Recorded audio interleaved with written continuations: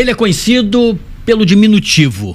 O nome é longo. Antony William Garotinho Mateus de Oliveira, radialista, brilhante comunicador. Como entrevistado é astuto, raciocínio rápido, é difícil, ele surpreende, a gente tem que ficar sempre muito ligado, a gente que é convocado para entrevistá-lo, né? Governador do estado, foi prefeito no município de Campos, filiado atualmente a Republicanos, deputado também, está sempre agindo na política de alguma forma, influindo nos destinos, nos bastidores e tudo mais. Garotinho, eu tenho observado que dos candidatos você é o que mais tem provocado, às vezes de uma forma mais agressiva, você fala de nomes, dá exemplos, você faz questão de dizer que entregou documentos ao Ministério Público ou fez denúncias públicas nas suas investigações, então você segue essa linha. Você não tem medo de sofrer atentado, de morrer não, Garotinho? Em primeiro lugar, é um prazer estar com você, Sidney, e com todo o pessoal que está acompanhando as redes da Super Rádio Tupi, né? Não tenho medo de morrer. Eu acho que a gente tem que ter medo de esconder o que as pessoas precisam saber. Quando você escolhe uma profissão, você sabe os riscos dessa profissão, né? E o jornalismo investigativo, que marca desde o início da minha vida, né? Minha primeira eleição, por exemplo, para deputado estadual, foi fruto de uma reportagem investigativa que eu fiz com um caminhoneiro, né, que era ladrão de cargas, e eu conseguia arrancar dele para quem ele vendia as cargas roubadas. E era a elite da cidade, né? Ou seja, aquelas pessoas que aparentavam ser pessoas de bem, né? Eram, na verdade, sócios de bandidos. Isso ainda em Campos? Em Campos, novinho. Fui deputado com 25 anos, né? Então, eu era bem jovem. Então, o medo, ele te paralisa. E eu, graças a Deus, não parei. Talvez se eu tivesse me deixado levar por ameaças, né, que são constantes, por pressões que eu sofri. Quantas vezes eu fui mandado embora de locais onde eu trabalhei por pressões políticas de governadores, de prefeitos, mas, acima de tudo, eu tenho que ter um compromisso com a minha consciência. A nossa passagem é tão rápida pela vida, né? A gente tem essa sensação de que a vida vai durar muito, mas se a gente olhar para o cosmos, para o universo, a gente é tão pequenininho, a gente é uma estrelinha no meio do nada, que o medo some. Você sabe, Garotinho, eu presto muita atenção a tudo que você diz, que você faz, eu acompanho. Não tudo exatamente, porque também eu não tenho todo esse tempo do mundo, mas sei que o que você faz e fala é sempre muito relevante. E para conversar com você, eu acompanhei também os seus adversários, principalmente nas últimas entrevistas. Quando no UOL, na Sabatina do UOL, é possível que você tenha assistido o Douglas Ruas, que é o seu adversário mais perto, né? São 3 que estão ali com possibilidades de chegarem à governança ou ao segundo turno. Foi perguntado em uma palavra como é que ele sintetizaria você. Ele falou: mentiroso. Como é que você responde a isso? Olha, eu não gostaria de chamar o Douglas Ruas de mentiroso, mas essa palavra serve mais para ele do que para mim. Por quê? Ele diz que ele é policial. Policial civil. Pois é. Quantos anos você acha que ele trabalhou na polícia? Ele tem 37 anos de idade, né? É possível que tenha sido pouco tempo. Ele é muito jovem ainda, né? Sim, mas quantos anos? 7 anos, talvez? Não. Ele trabalhou menos de 3 anos.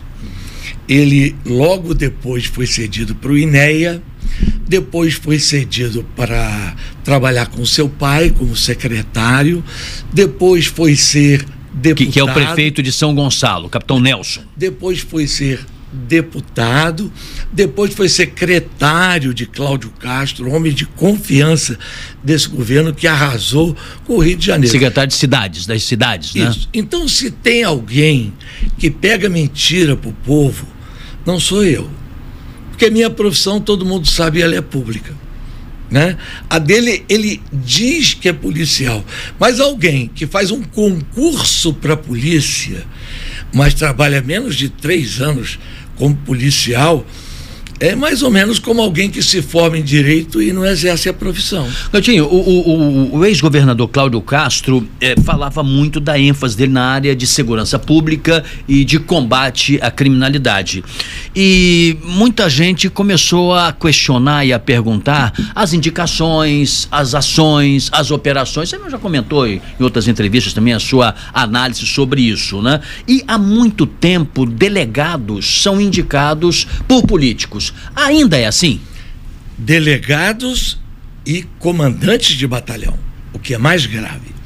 O que aconteceu no Rio de Janeiro é que, pela inexperiência, pela fraqueza de caráter do Cláudio Castro, ele delegou o seu governo ao presidente da Assembleia Legislativa, Rodrigo Bacelar. E o Rodrigo Bacelar constituiu uma maioria à base de troca de favores. Como os políticos da Assembleia, na sua maioria, né, eles têm envolvimentos com organizações criminosas, eles logo queriam indicar delegado e comandante de batalhão. Ora, qual o interesse de um deputado estadual de indicar um delegado, de indicar um comandante de batalhão? Alguma coisa errada tem. Numa certa ocasião, uma pessoa folclórica aqui da política do Rio, que já faleceu, eu era governador à época, e ele entrou no meu gabinete para bater um papo comigo. Era o Papai Noel de Quintino. Lembra dele? Albano Reis. Albano Reis. E eu disse: deputado, mas que honra recebê-lo. Eu que sou garotinho recebendo o Papai Noel de Quintino. Me conta aqui.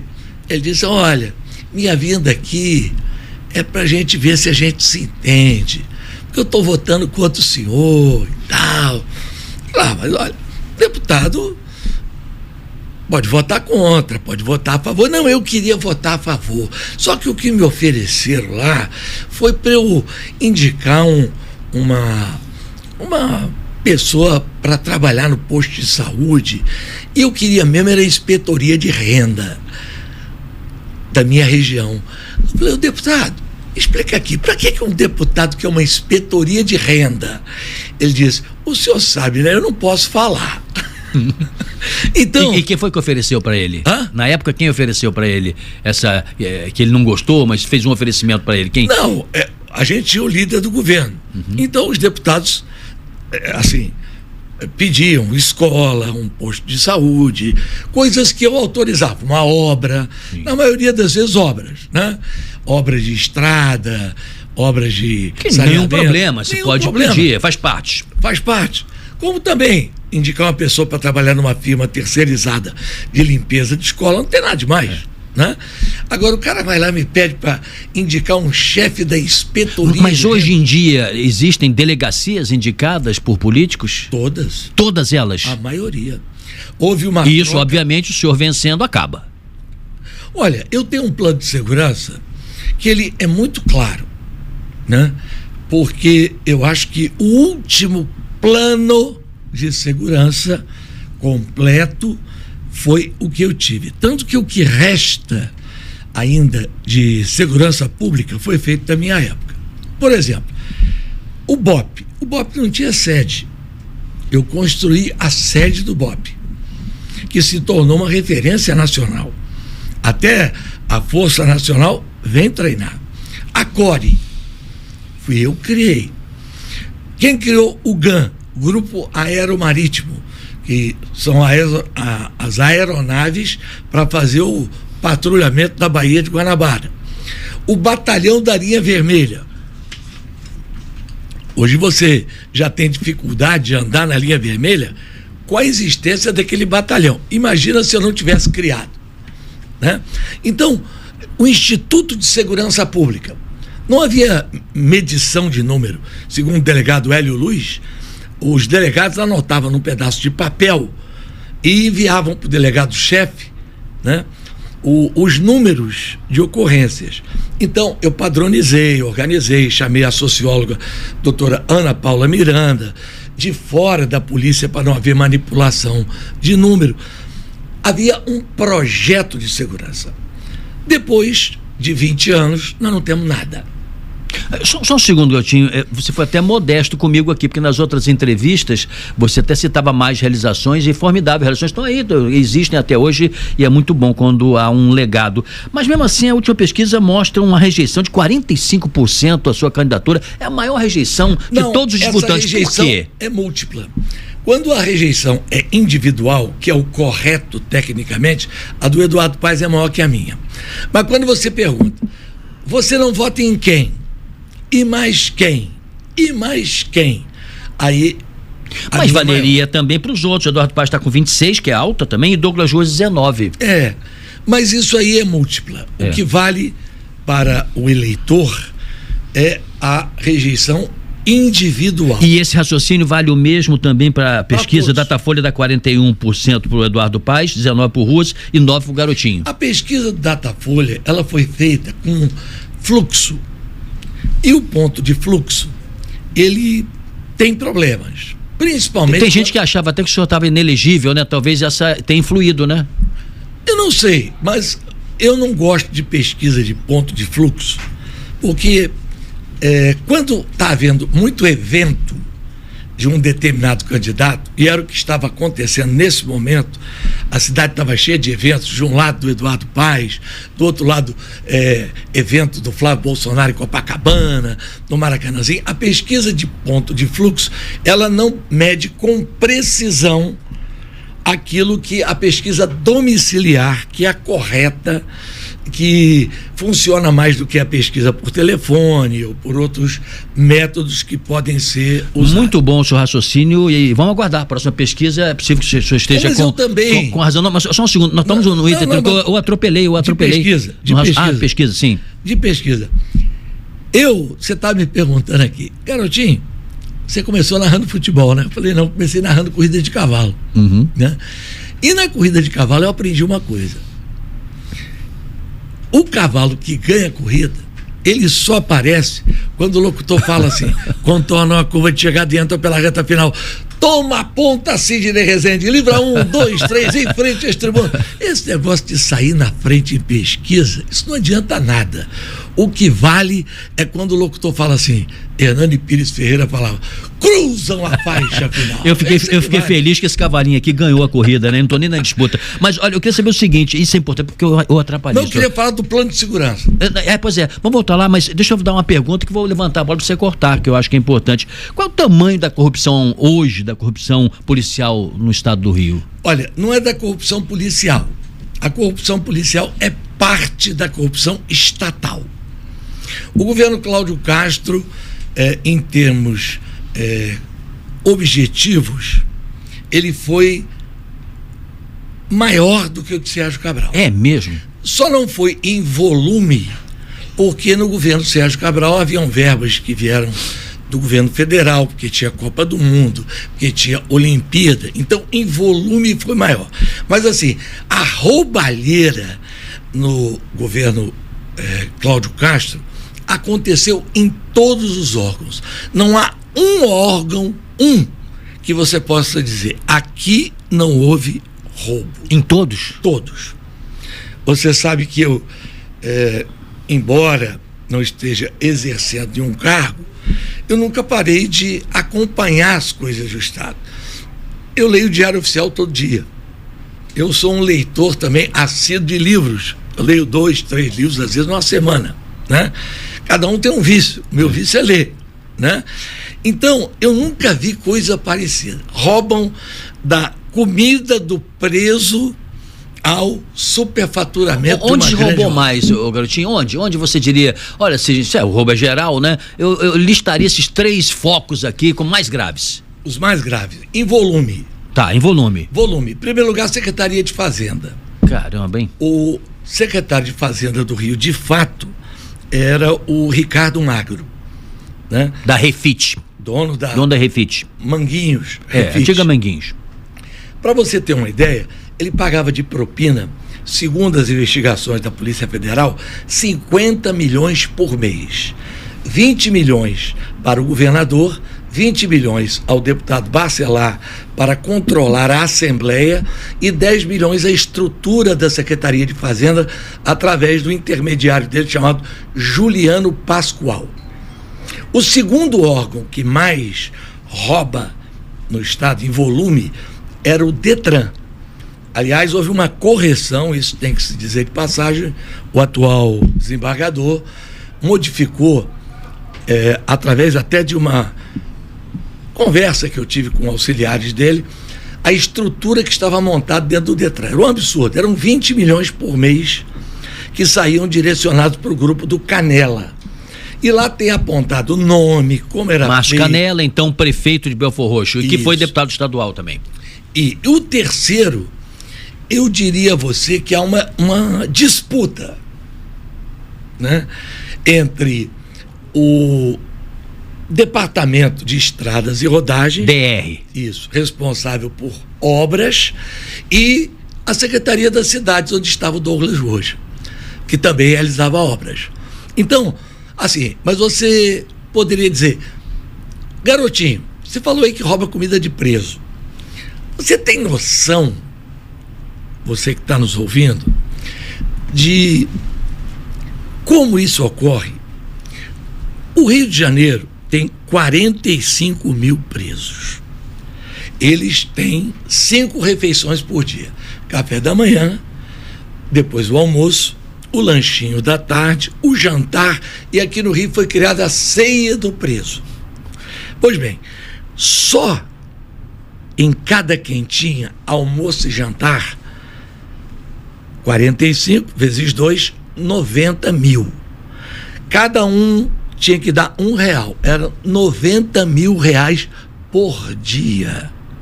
Muito dinheiro, muito dinheiro. Por dia. Por dia, é muito dinheiro. E preso, não tem dia que não tem que comer, ele come sábado, domingo, feriado. Então, você multiplica 90 mil vezes 365 E esse dinheiro ia para onde, garotinho? Olha, há várias versões, né? Eu creio em uma que eu falei, né? E as pessoas tentaram reagir. Quando eu disse que eu ia provar em juízo, eles tiraram o processo. Quando eu pus uma foto, né, de uma pessoa no jornal dizendo: o Rio tem uma nova rainha das quentinhas. Porque já existiu aqui, eu acabei na época com a Brasal, que tinha uma rainha das quentinhas. E aí o governador Cláudio Castro e a sua esposa entraram na justiça contra mim. Os meus advogados disseram: ele vai provar em juízo. E eles desistiram. Garotinho, eu acho que essas suas denúncias são muito importantes, mas o Ministério Público, a polícia, tem que fazer sua parte também, evidentemente, porque você não é policial, né? Mas você pode fazer é mostrar, pode ser que esteja enganado, mas sim, mas a investigação vai dizer isso. Outro dia você disse que nós não tínhamos um Ministério Público, tínhamos um Mistério Público. Por quê? Porque diante, por exemplo, de tudo que está acontecendo no Rio de Janeiro, você sabe quantas ações de improbidade administrativa o Ministério Público moveu contra o governador Cláudio Castro em 6 anos? Segundo o senhor disse, uma só. Uma só. Isso é um absurdo. Isso é um escândalo. E por que não ocorreram outras investigações? Porque, infelizmente, continua prevalecendo a lógica de que o procurador-geral é indicado pelo governador. E o senhor acha que ali o governador, nesse modelo, ele tem uma influência sobre o procurador não bota para andar a investigação? Eu não sei se é ele que não bota, se é a assessoria que não bota, eu sei que não anda. A federal também? Não. A Polícia Federal, aqui no Rio... Desculpa, eu me expressei mal. O Ministério Público Federal não age igual também não, né? Não. Sim. O Ministério Público Federal do Rio de Janeiro, ao contrário, ele foi vítima do trabalho sério que ele fez na Lava Jato. Os procuradores quase foram punidos porque investigaram o Sérgio Cabral, botaram o Sérgio Cabral na cadeia a partir da representação que eu fiz, né? Puniram o juiz Marcelo Bretas. Aqui no Brasil, há uma mania de transformar o denunciante em denunciado. Isso eu já sofri. Por exemplo, quando eu denunciei o Sérgio Cabral, aí tinham que arranjar um jeito de me parar. Foram em Campos, inventaram uma história que depois foi anulada pelo Supremo, de uma tal de Operação Chequinho, que eu teria distribuído cheque em troca de voto. Por que ela foi anulada? Porque não tinha uma pessoa em todo o processo que dissesse: eu recebi o cheque dele. Essa explicação o senhor deu até já longamente, né? E obviamente vão ter outros desdobramentos ainda, acredito. Eu queria que o senhor explicasse, eu achei muito interessante aquela sua ideia da corregedoria externa, caso o senhor chegue a ser governador, né? Como é que funcionaria essa corregedoria externa? Explica, por favor, em palavras bem simples. Eu primeiro queria falar, porque a corregedoria externa, eu estou me referindo à polícia. Sim. Né? Eu gostaria primeiro de falar do programa de segurança, para chegar na corregedoria. À vontade, externa. pode falar. Os programas de segurança, eles têm que se adaptar ao momento que nós estamos vivendo. O Rio de Janeiro nunca teve uma crise de segurança como essa. Hoje, o escritório do crime organizado funciona dentro do Palácio Guanabara e dentro do Palácio da Cidade. Nós temos 2 candidatos claramente identificados com o crime. O Eduardo Paes, ligado à milícia. Mas, garotinho, como é que você pode fazer uma afirmação dessa? Pois bem, imaginemos que o Eduardo Paes não saiba de nada. Ele fosse uma pessoa que não fosse prefeito, não lesse jornal. Quem é que está preso, Sidney, por ser um dos mandantes do crime da Marielle? Quem é que está preso? Os irmãos Brazão. Era secretário dele. Miliciano. Mas quem é que é secretário? Só um parênteses, o senhor deve prosseguir sobre isso, porque é importante, mas só um parênteses. O senhor foi governador e o Silveirinha, por exemplo, era o principal acusado. O senhor pode muito bem afirmar, Sidney, o que o Silveirinha fazia eu não sabia. Não, e podia ser que não soubesse. Pois é. Estou defendendo o Eduardo Paes, não. Estou dizendo que às vezes acontece, quem está sentado lá na cadeira número 1 não sabe tudo que está acontecendo. Mas é um caso isolado, é isso que eu ia te dizer. É um caso isolado. E o Silveirinha é funcionário de carreira, diferente do outro que é secretário, né? Por indicação, cargo de confiança. Cargo de confiança. Tá bom, se fosse só o Brazão. Mas vem cá, a madrinha da milícia... O senhor vai chegar na Lucinha. É a deputada Lucinha. O senhor vai chegar no filho dela. O filho dela... O senhor já disse, né? Eu estou só recapitulando, resumindo. O filho dela é secretário dele. Mas tá bom, garotinho, então é só a Lucinha, é só o Brazão. E o Zoião, que é assessor do Girão, que estava nomeado no gabinete dele? E o Igor Bicaco, que é policial penal, que lidera a milícia de Santa Cruz e que é funcionário do Estado e está cedido à Prefeitura do Rio, numa Secretaria de Agricultura onde ele não entende nada. E dezenas de outros casos. Semana passada, o Eduardo Paes estava fazendo carreata com o Vaguinho Neguinho, miliciano conhecido. Primeiro vice-presidente da Câmara de Vereadores de Nova Iguaçu. Sim. Fazendo campanha com quem? O senhor botou nas suas redes sociais? Não, eu botei não, isso em todos os jornais. Não, mas o senhor reproduziu. Eu só reproduzi um fato jornalístico. Então, é claro que há uma preferência do Eduardo Paes, antiga, desde o tempo em que ele tratava a milícia como Polícia Mineira, né, na época do Nadinho, em Rio das Pedras. Por outro lado... Mas quando o senhor diz essa aproximação e ligação, deu os seus exemplos aí, ela se dá de que maneira? Dinheiro? A milícia... Apoio político. Apoio político. Na Assembleia, na Câmara... Apoio político de voto, para ganhar eleição. Para ganhar eleição. Você não entra no lugar. Mas o senhor entra? Não, eu vou entrar na hora de começar a campanha. Eu quero ver o que eles vão fazer. Mas a campanha já começou, né? Não, agora de ir aos bairros. Tá. Né? Eu quero ver o que eles vão dizer para mim. Porque eu já tive situações como essa e disse: você vai tirar? O senhor disse assim, aquele restaurante ali popular, eu que fiz e tal. É restaurante popular ou restaurante cidadão? Como é que é o nome certo? Restaurante popular. Popular. Depois mudaram de nome. Tá. Né? Aqui no Rio, muitas coisas que eu fiz para tentar apagar o meu legado, principalmente de obras sociais, como Restaurante Popular, Cheque Cidadão, Farmácia Popular e Jovens pela Paz, trocaram o nome. Como se trocar o nome fosse esquecer o benefício que o programa trouxe para a vida das pessoas. Eu estou sempre te atrapalhando, porque eu perguntei sobre a corregedoria, você deu boas explicações do programa, mas acabou, não deixei você responder. Não falei do programa. Ainda não? Não cheguei no programa. Ainda não? Não. Caramba, hein? Eu estava falando... Antigamente era na corrida de cavalos era mais resumia melhor, mais rápido. Mas eu tenho que explicar que existe no Estado uma candidatura ligada à milícia. Certo. Existe uma outra ligada ao Comando Vermelho. A ligação com o Comando Vermelho, ela é explícita. Total. O maior contribuinte da campanha de Rodrigo Bacelar e Cláudio Castro foi Fernando Trabac. Fernando Trabac é dono da rede de postos Meta, que lava dinheiro para o Comando Vermelho. Foi construtor também durante um período, né? Sim. Não, ainda é, porque ele está foragido. Ele foi preso numa denúncia que eu fiz sobre uma operação chamada Caça Fantasma, na qual ele criou uma empresa no nome de um morto, né? Mas depois o seu advogado foi Rodrigo Bacelar, que à época não era deputado, né? Dizem até que ali que ele se entusiasmou, dadas as condições futuras, foi dito a ele que ele poderia ser candidato, né? Ele acreditou e realmente foi, né? Ele se elegeu e chegou à presidência da Leste. Então vamos lá.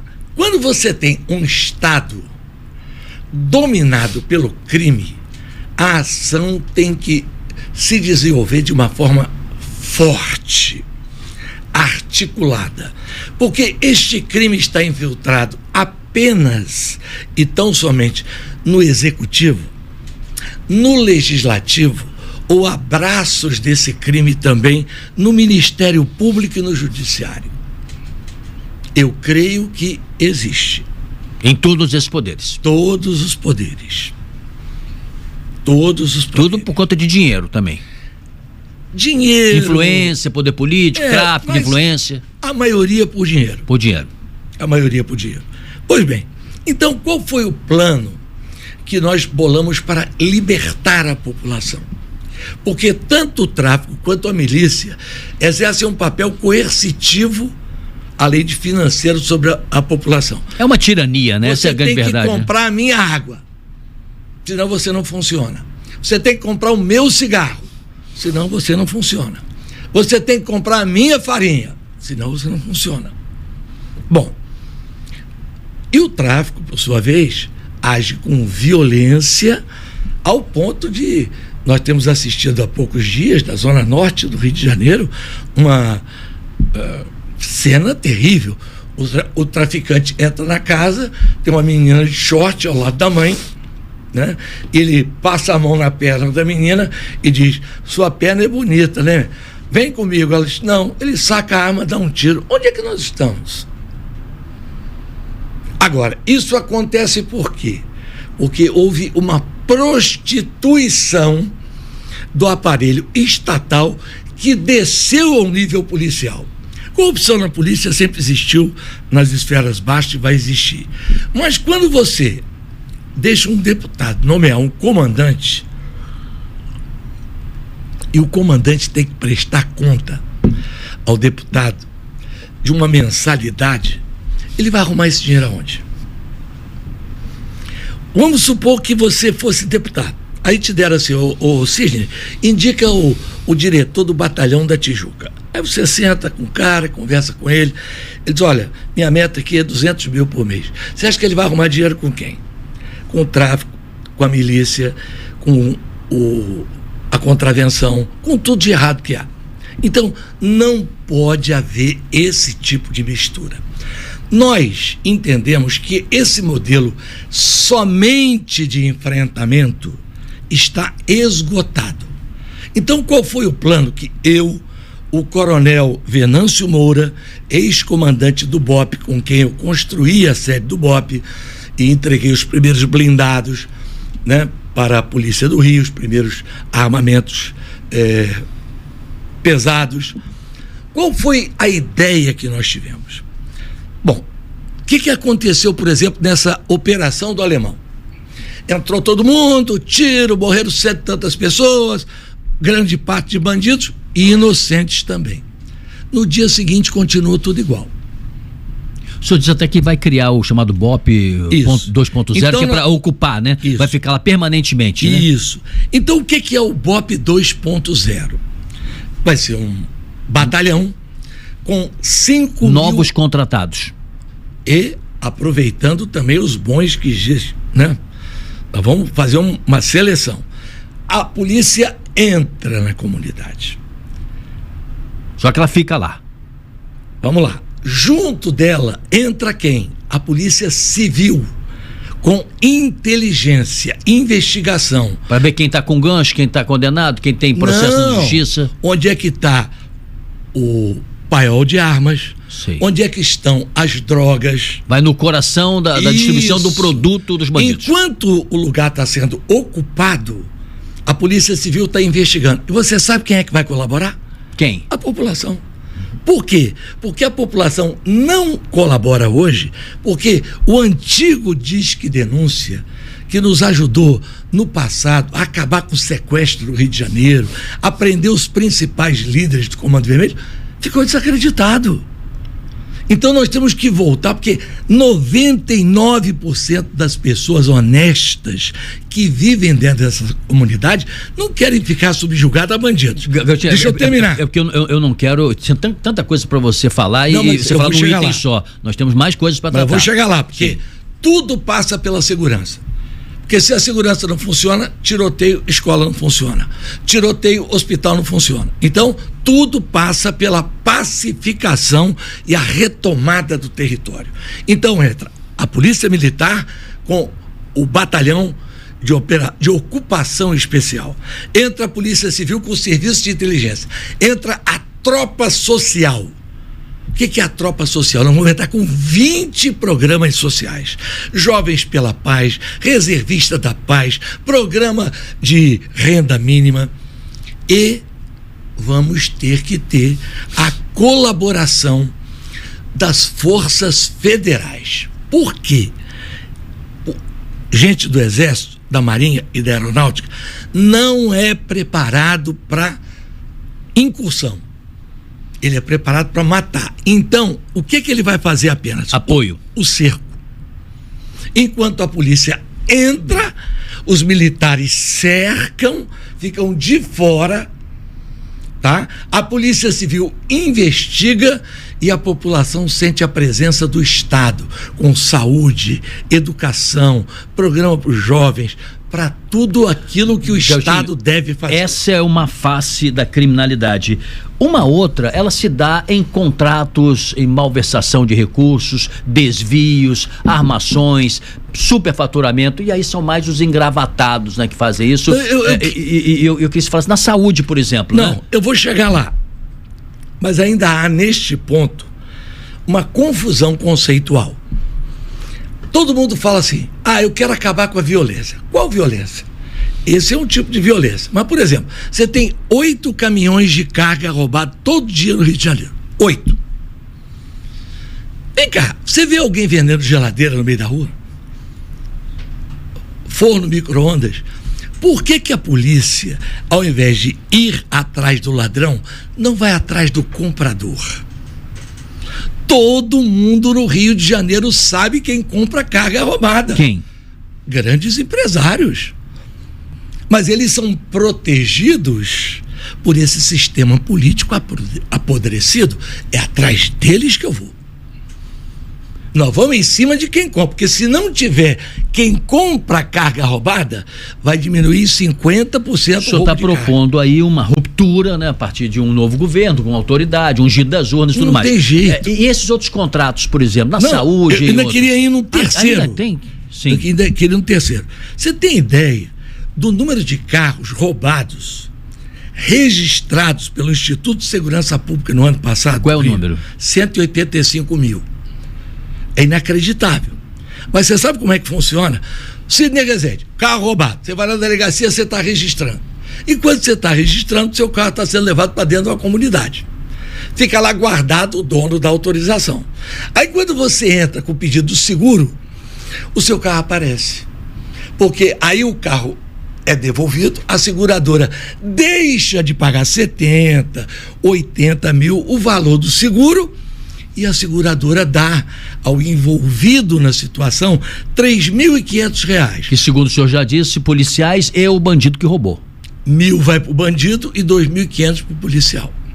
Isso é uma vergonha. Existe uma delegacia chamada DRFA, Delegacia de Roubo e Furto de Automóveis. Ali precisa de uma intervenção. E é o que eu vou fazer. Sabe qual é o intervenção? O que é? Tira todo mundo, coloca um novo agrupamento? Um novo modelo.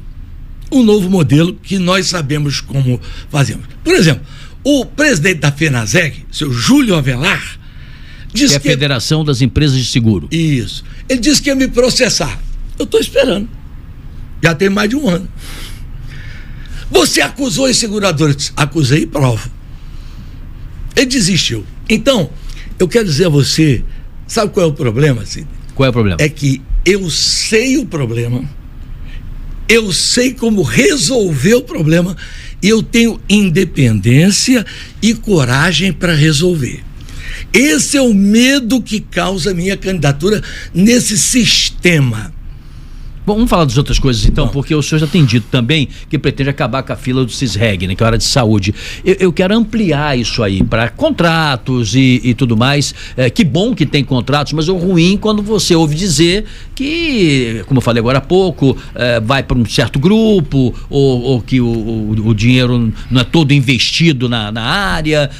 O que acontece na área de saúde? A área de saúde do Rio de Janeiro, ela está muito ligada às OS, organizações sociais. Só para se ter uma ideia, a Prefeitura do Rio, ela gasta só com uma organização social que originalmente não era organização social, o Viva Rio, 1 bilhão. 1 bilhão. E você sabe, como todo mundo sabe, que a grande influência dentro do Viva Rio é do pessoal das organizações Globo. Por isso, Eduardo Paes é o candidato da Globo, né?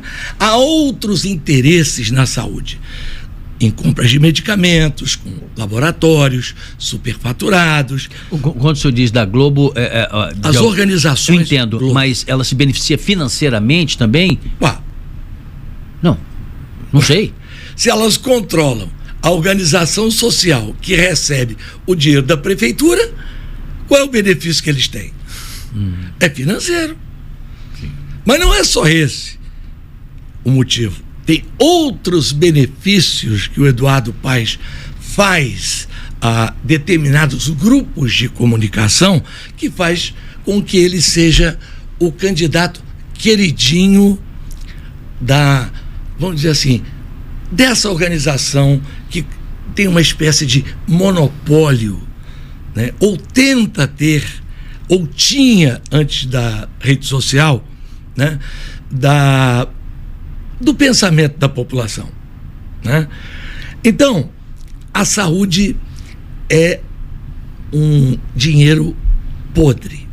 Mas o que mais incomoda a população, eu digo a você até, é triste ver o dinheiro roubado, mas o que mais irrita a população é você marcar uma cirurgia de hérnia e esperar 1 ano e não ser chamado.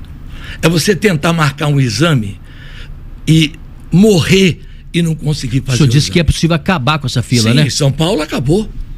São Paulo fez durante o governo João Dória. Não, e continua agora.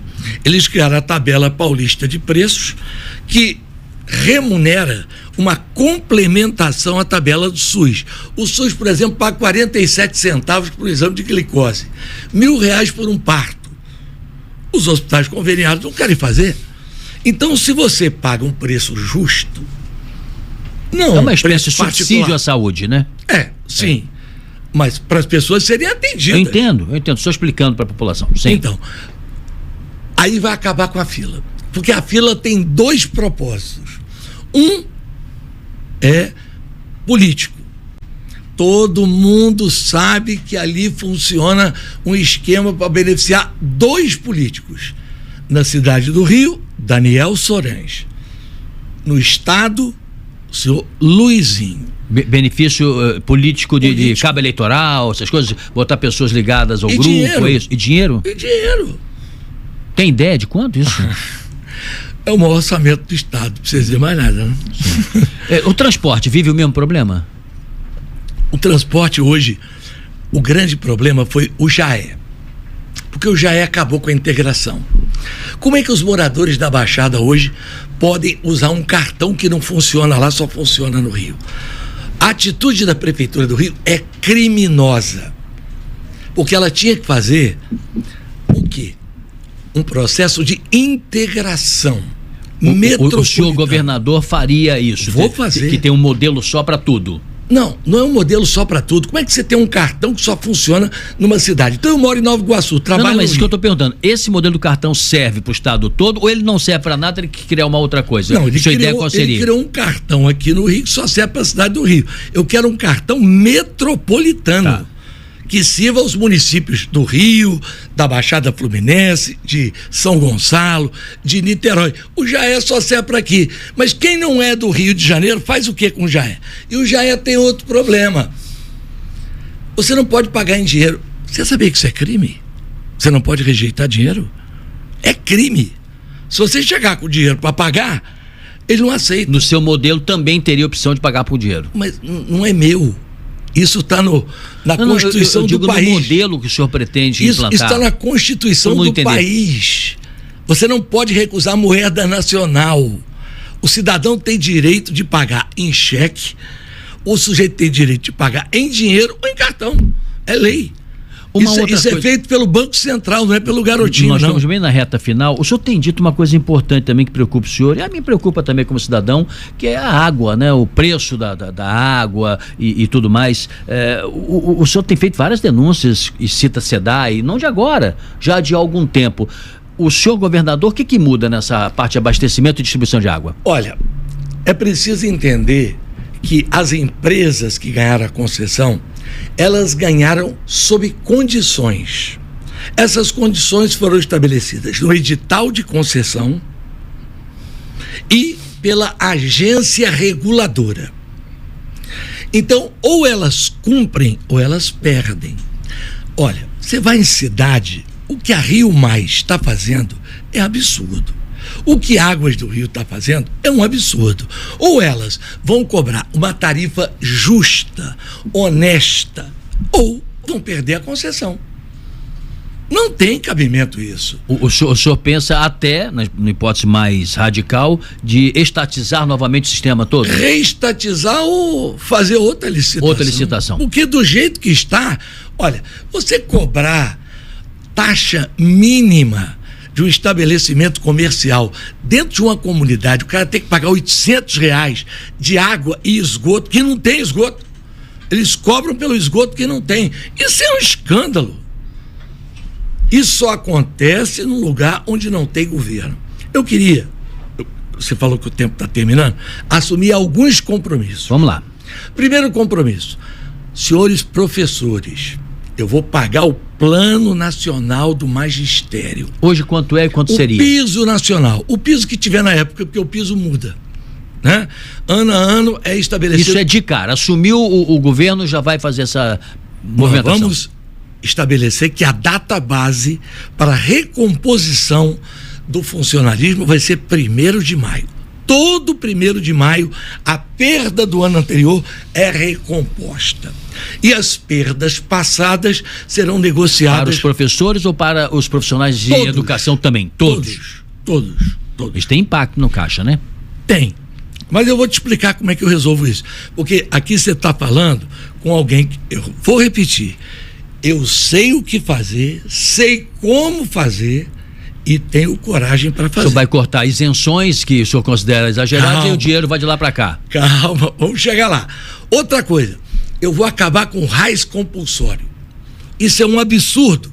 Obrigar o policial a trabalhar em horário que ele já não tem mais condições físicas. O RAIS compulsório, gente, tem levado os profissionais de segurança pública ao suicídio. Você tem ideia de quantos policiais se suicidaram?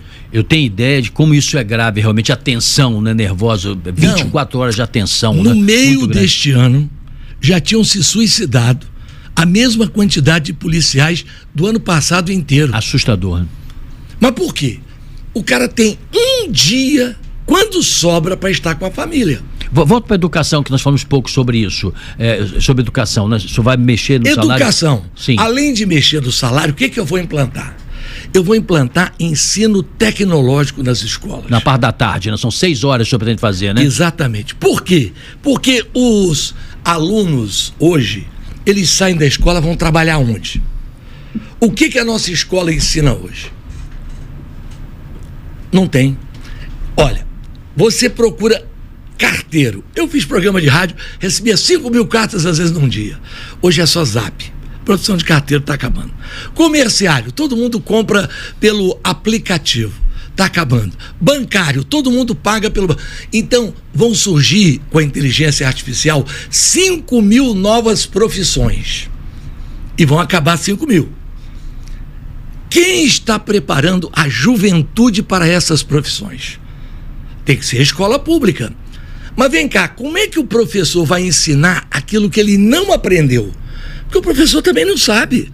Então eu vou pegar a FAPERJ, que é a Fundação de Amparo à Pesquisa, e vou dar uma bolsa de capacitação tecnológica para todos os professores estaduais se capacitarem. Quanto tempo o senhor acha que é possível um professor se reciclar? 1 ano. 1 ano. Portanto, uma ideia como essa, ela para ser implantada mesmo no 2º ano em diante, né? Primeiro ano seria a preparação do professor, né? Mas sem professor não. Não estou questionando, só dizendo em termos de tempo, para a gente saber o andamento do processo. Não tem como você fazer em menos de 1 ano. Olha, onde eu vi isso funcionar muito bem, levou 3, na Coreia. Quando eu fui visitar uma fábrica da Samsung, era tudo garoto, né? Eu falei, esse garoto vem da onde? Do ensino fundamental. Mas nós levamos 3 anos para preparar os professores para fazer a revolução tecnológica. Então, vamos começar pelas FAETECs, que ao invés de ser escola técnica, vai ser escola tecnológica. Perfeito. Gautinho, realmente o tempo está apertado aqui. Para fechar as isenções, tem muito amigo de governo e de governador que acaba obtendo isenção sem uma forma criteriosa. Não é que isenção não possa existir, mas tem que ter um critério. Parece que aqui, respondendo a pergunta que você já fez, de onde você vai tirar dinheiro para diminuir o IPVA de 4% para 2%? Para acabar com esse absurdo de não se pagar o piso nacional. O Rio de Janeiro dá isenção fiscal para Ambev. O Paulo Lema é um homem pobre, né? Precisa de isenção. A cervejaria Petrópolis, que fabrica Itaipava, tem 120 anos de isenção. Jorge Paulo Lema é um dos homens mais ricos do mundo, né? Dono de um grupo de Ambev no Brasil, mais Ambev, e tem várias empresas. Então, precisa de incentivo fiscal? Quem precisa de incentivo fiscal? O cara que está começando o negócio dele, né? Por isso que eu vou recriar o BD Rio, o Banco de Desenvolvimento do Rio, para fomentar o pequeno negócio. O pequeno e o médio empresário que quer montar o seu negócio e não tem. Por exemplo, você quer montar um estúdio como esse aqui para fazer podcast. Você precisa de uns 20, 30 mil, sei lá, dependendo do que você for montar. Você não encontra quem financie. Agora eu vou deixar 2 coisas finais. Por favor. Uma com exclusividade, em primeira mão. E a segunda, eu já falei, mas eu preciso explicar, porque ele é tão bom que as pessoas não compreenderam ainda, que é o cashback do funcionário público. A exclusividade, o que seria? Não, a exclusividade eu vou deixar para o final, né? Bom... É que só temos 1 minuto e meio. Como é que é o cashback? O funcionário público vai lá e compra 70% do que ele comprou, o imposto que está embutido volta para ele no contra-cheque do mês seguinte. Então, desde que ele use em comida, comida, remédio e material de higiene e limpeza.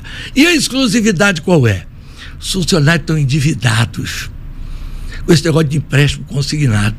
Quem vai emprestar dinheiro para o funcionário vai ser o Rio Previdência, com um juro a metade do que o banco empresta. Por quê? Porque o risco é zero. Está no contra-cheque dele e eu posso descontar. Muito bem. Olha, conversamos aqui com o Antônio Garotinho. Em 2003, eu era secretário de segurança, eu trabalhava na Rádio CBN, nós tivemos ali uma conversa mais tensa, né? Eu acho que os cabelos brancos fazem com que a gente reflita. Eu jurava que você era mais novo que eu. Né? Eu sou mais velho, eu sou bem mais velho. Mas eu fico feliz que a nossa conversa tenha sido cordial, tenha sido muito boa. Alguém falou assim, ó, cuidado que o Garotinho é pitbull. Eu falei, é pitbull ou é pincher? Vamos ver a nossa conversa. Sidney, olha, tão cavalheira a nossa conversa. Muito obrigado, viu, por ter vindo aqui. Eu agradeço muito a você e digo o seguinte, pena dá quando você convida um candidato que você tem que ficar enrolando pro tempo passar.